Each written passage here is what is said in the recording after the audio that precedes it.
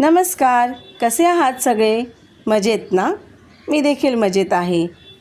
सगळ्यात अगोदर तुम्हा सगळ्यांची माफी मागते. सॉरी. त्याचं कारण आहे की हा मिनी ब्लॉग यायला थोडा उशीर झालेला आहे.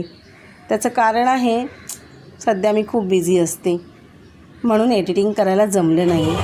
हे दसऱ्याचा दिवसाचा ब्लॉग आहे. दसऱ्याच्या दिवशी आम्ही सगळे सकाळी लवकर उठलो.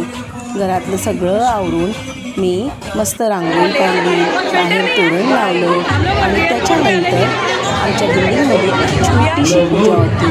सत्यनारायणची पूजा होती. सगळ्यांनी मिळून पूजा केली, देवीची आरती देखील केली आणि त्यानंतर होतं तर जेवणाचा बेत.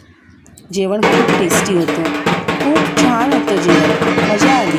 आणि सगळ्यात विशेष म्हणजे त्या दिवशी मला दुपारचा स्वयंपाक करायला लागला नाही. जेवण वगैरे केल्यानंतर आम्ही सगळ्या मैत्रिणींनी असं डिसाईड केलं की आपण जवळच असलेल्या दुर्गापूजा पंडाळात जाऊया. तिकडे सिंदूर खेळला जातो, म्हणजे त्या दिवशी देवीचं विसर्जन असतं. त्या दिवशी हे असं काही कार्यक्रम असतात. माझा हा पहिल्यांदाच एक्सपिरियन्स होता. मी देखील त्यांच्याबरोबर मोठ्या उत्साहात गेले. खरंच खूप मजा आली. तिकडे अगोदर सगळ्यात मी दुर्गामातेला तसं सिंदूर लावलं आणि त्यांची पूजा केली. त्याच्यानंतर जे उरलेलं सिंदूर होतं ते आपल्या ज्या सुवासिनी बायका असतात त्यांना लावलं जातं आणि मग त्याच्यानंतर आपण सेलिब्रेट करतो, डान्स करतो दुर्गामातेच्या समोर.